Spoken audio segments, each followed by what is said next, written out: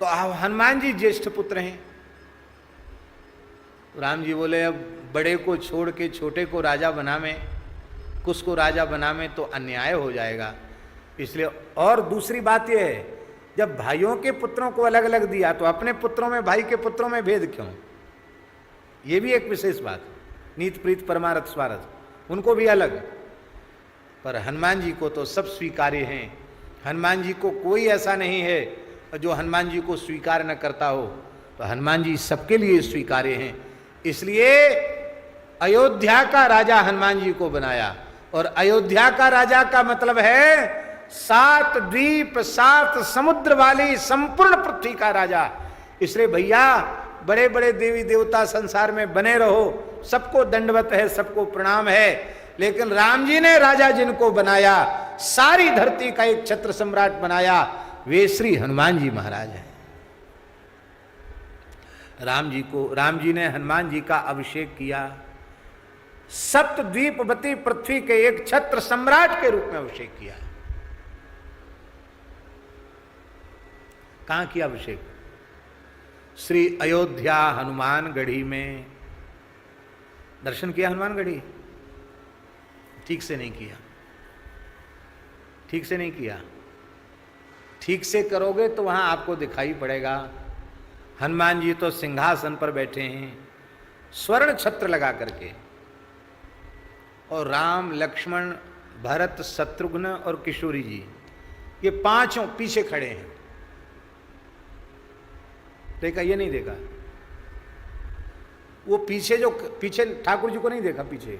हाँ यही तो बात, इसलिए तो हम कहते ठीक से नहीं दर्शन किया। बड़े बड़े स्वरूप हैं, छोटे मोटे नहीं हैं। पूरे राम जी बड़े, राम जी, भरत जी, लक्ष्मण जी, शत्रुघ्न जी और श्री राम जी के बामांग में किशोरी जी। पर वहाँ हनुमान जी के यहाँ एक तो अखंड धूना चलता है, अखंड अग्नि हनुमान जी के मंदिर में रहती है। हजारों वर्ष हो गए अब तक हनुमान जी के मंदिर के भीतर की अग्नि बुझी नहीं। और दिन में हनुमान जी को बार बार धूप दिखाई जाती है, जनार्दन धूप। तो पुजारी जो होते हैं उनके कपड़े भी काले हो जाते हैं, मंदिर तो पूरा काला है। और पीछे जो सरकार खड़े हैं वो बार बार धूप के धुआं से सरकार भी सब वो दिखाई नहीं पड़ते हैं। उनकी पोशाक भी उसी रंग की हो जाती है, पोशाक भी रोज नहीं बदलती है। हाँ, विशेष विशेष पर्व पर हनुमान जी और सरकारों का मज्जन होता है, पोशाक बदलती है। बाकी हनुमान जी 3 टाइम स्नान करते हैं, धारोष्ण कच्चे दूध से। और क्या कहना, हनुमान जी की सेवा तो हनुमान जी की सेवा है। ऐसी हनुमान जी की सेवा अन्यत्र कहीं होती नहीं जैसी हनुमानगढ़ी में जिस विधि से हनुमान जी की सेवा होती है। और वो बड़ी प्राचीन पद्धति है, परंपरागत। हनुमान जी के मंदिर के क्या रहस्य हैं उनको या तो हनुमान जी जाने या हनुमान जी के पुजारी जाने। और ये मर्यादा है कि हनुमान जी के मंदिर के रहस्य पुजारी बाहर बोलते नहीं, बोलते ही उनका अनिष्ट हो जाएगा। हनुमान जी को छू के शपथ खानी पड़ती वहां कि इस मंदिर के भेद रहस्य बाहर नहीं बताए जाएंगे। हनुमान जी साक्षात आज भी वहां विराज रहे हैं, आज भी। थोड़ी सी भी चूक का तत्काल दंड मिलता है। हनुमान जी के 4 पुजारी होते हैं, चारों व्यस्त रहते हैं। रात्रि को 2 बजे सबको जगना पड़ता है। एक जगाने वाला सेवक अलग होता है, उसकी ड्यूटी है सबको जगाओ। 2 बजे रात को जाकर वो सबको जगाएगा। सब स्नान ध्यान करके हनुमान जी के यहाँ पहुंचते हैं। 1 सहस्र तुलसी दल पर राम नाम लिखकर हनुमान जी को चढ़ाया जाता है। 3 बार हनुमान जी को अभिषेक होता है। हनुमान जी कच्चा नहीं पाते हैं। पहलवान कच्चा क्यों खाएं? अरबी का साग रोज उनको, हलवा रोज, रबड़ी रोज। वो निश्चित है इतना भोग लगना ही है हनुमान जी को, पूरा रोज भोग लगना है। और हमारे पूज्य महाराज जी तो हनुमान जी के 2 बार पुजारी रहे, जिनका उत्सव हम लोग मना रहे हैं। तो महाराज जी की कृपा से, महाराज जी के नाते से हनुमानगढ़ी के हनुमान जी इस बालक पर भी बहुत कृपा करते हैं। एक बार हम वहाँ गए तो अपने गुरु भाई ही पुजारी थे। तो हमने कहा भाई हम तो जितने दिन अयोध्या में रहेंगे हनुमान जी का भोग, जो भोग लगता है मंदिर से, वही पावेंगे, दूसरी चीज़ नहीं पाएंगे। अब पाया हमने। वो महाराज पक्का खाते खाते हलवा और रबड़ी और पुआ और अरवी का साग, अरवी वैसी भी गरिष्ठ होती है। महाराज मेरे पेट में दर्द शुरू हो गया, तो हमने महाराज जी से कहा, पूज्य करुणानिधान वाले महाराज वहीं रुके थे, तो महाराज जी से कहा महाराज जी पेट में कुछ दर्द की शिकायत हो गई है। तो बोले तुम रोटी तो खा नहीं रहे हो और तुम तो हनुमान जी का प्रसाद ले रहे हो। वो हनुमान जी का प्रसाद तो वो पहलवान पचा सकते हैं जो कम से कम 1000 दंड बैठक रोज करें, अखाड़े में थोड़ा कुश्ती लड़ें तो हनुमान जी का पचे। और नहीं, हनुमान जी जो माल पाते हैं वो सामान्य व्यक्ति को पचाने की शक्ति ही नहीं है, इसलिए बोलो थोड़ा पाओ। इमरती भोग, इसका भी रोज भोग लगता है, नियम है किस दिन क्या भोग लगेगा, हनुमान जी का नियम है। तो श्री रघुनाथ जी खड़े हैं, चारों सरकार किशोरी जी के सहित खड़े हैं और हनुमान जी सिंहासन पर बैठे हैं।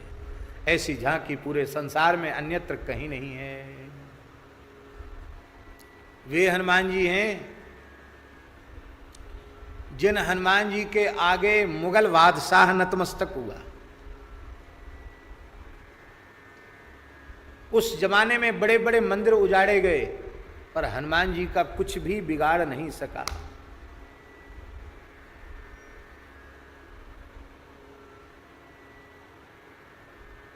बादशाह के द्वारा बहुत कीमती हीरों की माला हनुमान जी को धारण कराई गई।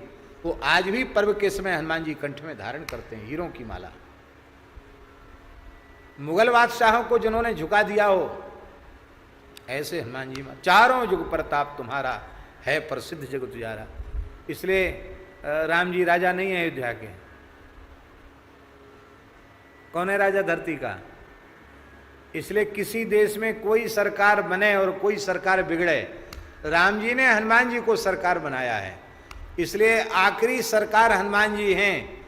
और उन राजाधिराज हनुमान जी को जो राजी करके रखेगा वो दुनिया के किसी कोने में रहे उसका कुछ भी बाल बांका होने वाला नहीं है। ये हनुमान जी सर्वोच्च सत्ता हमारे अनुकूल हो जाए तो छुट भैया फिर का बिगाड़ेंगे। अब सच्ची बात है कि झूठी, अमेरिका का पूर्व राष्ट्रपति था, उसके बारे में भी हमने सुना था कि वो हनुमान जी की एक छोटी प्रतिमा, ओसामा नाम था, क्या नाम था, हैं ओबामा के बारे में हमने सुना था कि वो अपने जेब में हनुमान जी की सोने की एक मूर्ति रखता था। यद्यपि वो धर्म से मुसलमान था। हैं क्या? हाँ, हसन बराक ओबामा लो। और मुसलमान तो बुत परस्ती का विरोध करते, लेकिन वो हनुमान जी का भगत था महाराज। तो हनुमान जी की महिमा सारे संसार में, गीता प्रेस से हनुमान अंक निकला है, उसको आप देखिए किन किन देशों में हनुमान जी की प्रतिमाएं हैं, कहां कहां हनुमान जी की पूजा, जावा, सुमात्रा और यूरोप, कहां कहां हनुमान जी के प्राचीन विग्रह मिले हैं। किसी काल में सारी धरती पर हनुमान जी के मंदिर थे। तो जैसे चंद्रमा, अब चंद्रमा कोई भारतवर्ष में भारतवासियों को ही सुलभ हो, उसी को प्रकाश देता हो, शीतलता देता हो, आह्लाद, ऐसा तो नहीं है। चंद्रमा पूरी धरती को पोषित करता है, पूरे संसार को आह्लाद देता है।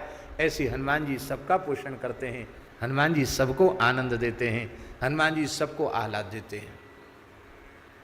पर विशेष आह्लाद किसको मिला? बोले विशेष आह्लाद मिला विबुध कुल कैरवानंदकारी। विबुध कुल, विबुध कुल माने जो देवताओं का कुल है, समूह है, वह कुमुदनी के समान, और उस कुमुदनी के समान जो देवताओं का कुल था वो रावण के प्रताप रूपी सूर्य के कारण संकुचित हो रहा था। और अब भगवत कृपा से श्री हनुमान जी का प्राकट्य हुआ, और हनुमान जी का प्राकट्य हुआ तो देवता रूपी कुमुदनी खिल गई कि अब हमारी विपत्ति दूर होने वाली ही है। सब प्रसन्न हो गए। इसलिए उनको इस प्रकार से कहा, जयत्यंजनी गर्भ अंभोति संभूत विधु विबुध कुल कैरवानंदकारी। और कैसे हैं? केसरी चारु लोचन चकोरद चकोरक सुखद लोक गण शोक संताप हारी। हे भगवान,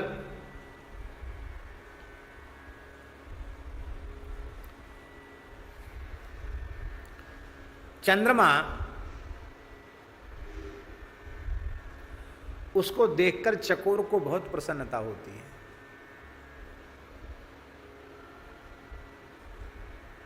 कैसा है मामा जी का पद? फूल बगिया में बन गए चकोर हैं। कैसा है? चकोर फूल बगिया में बन गए चकोर है। ऐसा है ना, पूज्य बक्सर वाले महाराज जी का पद है। तो ये चकोर को चंद्रमा बड़ा प्रिय होता है। रामचंद्र अब श्रीमुख चंद्र चकोर, किशोरी जी के मुख चंद्र के चकोर बन गए।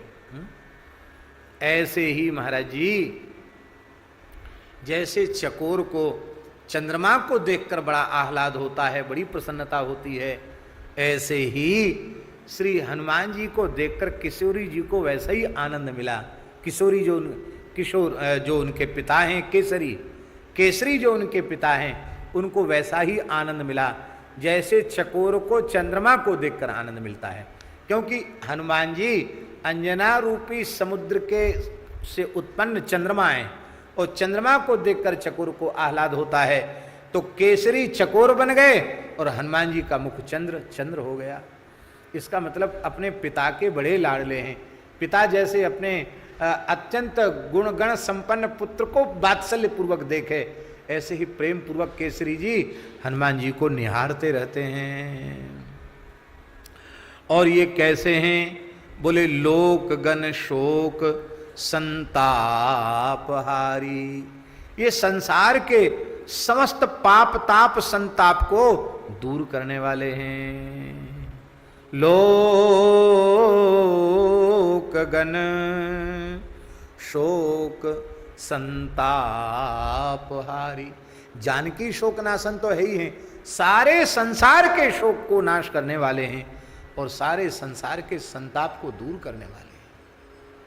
सबके संताप को हनुमान जी दूर करने वाले हैं। अब यहां एक प्रश्न है। प्रश्न ये है कि गोस्वामी तुलसीदास जी महाराज ने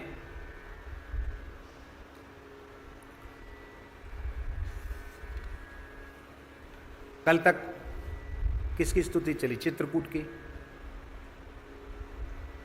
सब सोच विमोचन चित्रकूट पहले चला, फिर अब चित चेत चित्रकूट ही चलो। और चित्रकूट के बाद सीधे हनुमान जी पर क्यों आ गए?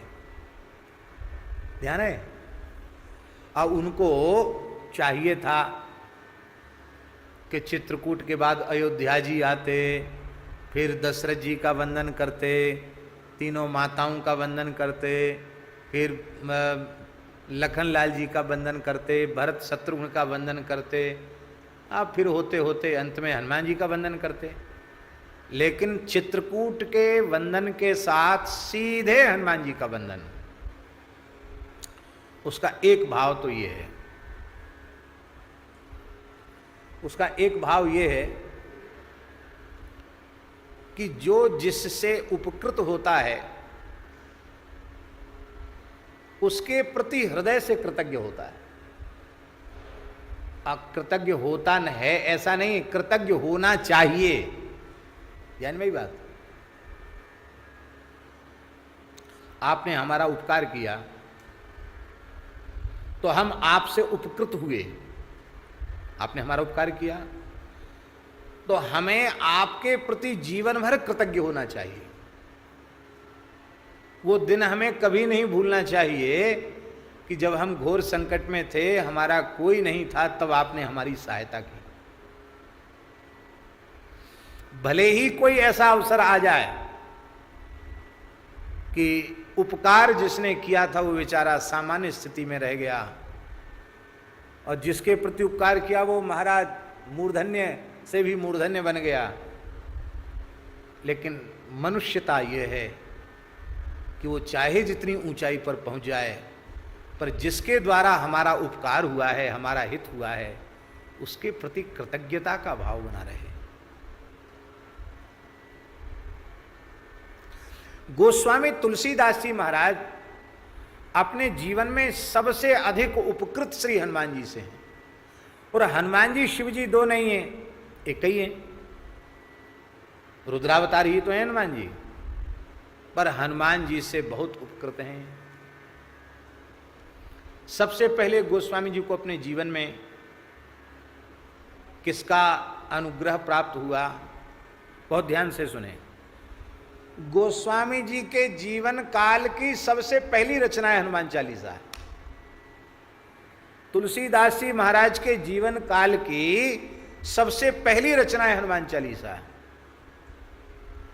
वर्तमान में तो सोच विचारक कहते नहीं, किसी दूसरे ने लिख दे राम राम, ऐसा सोचना महापाप है। क्यों? बोले तुलसीदास जी के द्वादश ग्रंथों में इनका नाम नहीं। अरे भले आदमी, द्वादश ग्रंथों में नाम नहीं है। अब मलुकदास जी की 12 खड़ी, छोटे बालक थे, 5 वर्ष के पूरे हुए मलुकदास जी, 6ठे वर्ष की आयु में विद्यालय में प्रवेश हुआ। तो गुरुजी ने ककहरा पाटी पर लिखा, बोले अभ्यास करके लाओ। सब बच्चे अपना अपना ककहरा जानते हो ना, जैसे का लिख दिया तो का ऐसे लिखते हैं। धीरे धीरे फिर मास्टर देखता है ठीक से का बना कि नहीं बना। अब तो मारना मना है, नहीं पहले तो वो डंडा भी मारते थे हाथ में। करो ऐसे हाथ नहीं कर तो नीचे से मारते थे डंडा, हाथ करना ही पड़ता था। हाथ नहीं करो तो ज़्यादा डंडा पड़ेंगे, इसलिए लोग ऐसे प्रसाद जैसे लेते ना, ऐसे हाथ फैलाना पड़ता था मास्टर के आगे। आप लोग जब पढ़े होंगे तो आपको याद होगा। श्री वृंदावन बिहारी लाल की जय।